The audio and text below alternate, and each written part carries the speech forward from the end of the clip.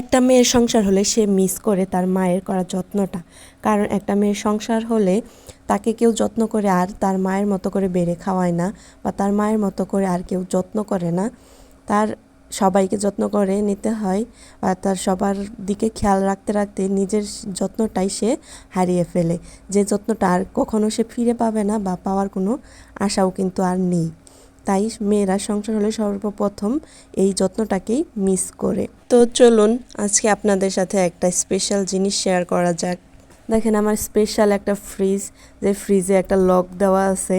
এরকম ফ্রিজ মনে হয় না কেউ প্রথমে দেখছেন, এটাই হয়তো বা ফার্স্ট টাইম দেখা যে ফ্রিজের মধ্যে লক করা আছে।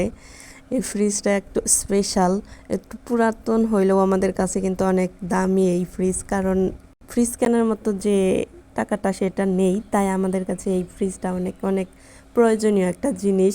তাই এই ফ্রিজটা অনেকেই দেখলে কিন্তু হাসাহাসিও করে। আমাদের তাতে কিছু যায় আসে না, যেহেতু আমাদের কাছে টাকা নেই তাই আমাদের এটা অমূল্য সম্পদ, আমাদের এটাকেই ধরে রাখতে হবে। যখন টাকা পয়সা হবে তখন হয়তো নতুন একটা আসবে, কিন্তু এটার যে অভাব পূরণ সেটা কিন্তু কেউ করতে পারবে না। এটা অভাবের সময় মানে অনেকটা হেল্প করছে এরকম আর কি। অভাব বা বিপদের সময় যে আপনার পাশে থাকে তাকে কিন্তু আমাদের মনে রাখা উচিত। আজকে এখানে রান্নাবান্না হচ্ছে একটু কুমড়ো ভাজি ফ্রিজে ফ্রোজেন করা ছিল সেটা, আর এখানে মুরগির মাংস রান্না করবে। তা আমি আমার হাজব্যান্ডকে বলছিলাম যে আজকে রান্নাটা তুমিই করে দাও, কারণ আমার শরীরটা একটু ভালো লাগতেছিল না। তাই সে এখানে মাংস রান্না করার জন্য চলে আসছে, আর সে বললো আমাকে রসুন কেটে দেওয়ার জন্য। তাই আমি তাই একদম মাংসের মধ্যে দিয়ে দিলাম। তারপরে সে রান্না বান্না শুরু করে দিছে।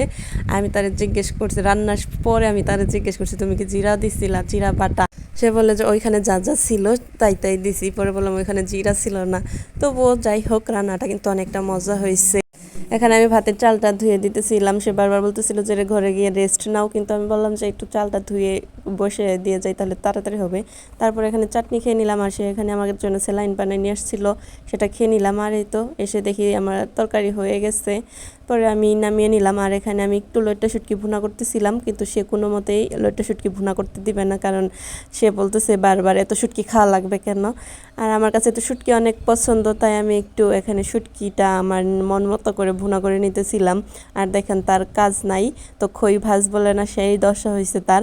এই ক্লিপগুলো কিন্তু একটু নর্মাল সবাই জানেন, তাই সে একটু এটারে শক্তপোক্ত করে নিতেছিল, আর ক্লিপটারে নকশা করে দিচ্ছে যে যে যে কালারের সাথে মিল সেটা না দিয়ে দুইটা দুই কালারের করে ক্লিপ বানাইছে।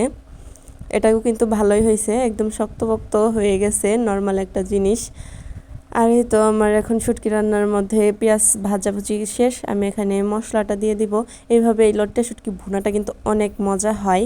কারা কারা এইভাবে লট্টা শুটকি খান কমেন্ট করেন। আর এই তো দেখতে পাচ্ছেন যে আমি একটু লট্টা শুটকি ভুনা দিয়ে খেয়ে নিলাম, তারপরে তার রান্না স্পেশাল মুরগির মাংস দিয়ে খাচ্ছি। এই তো এইভাবে রসুন দিয়ে খেলে কিন্তু অনেক মজা হয়।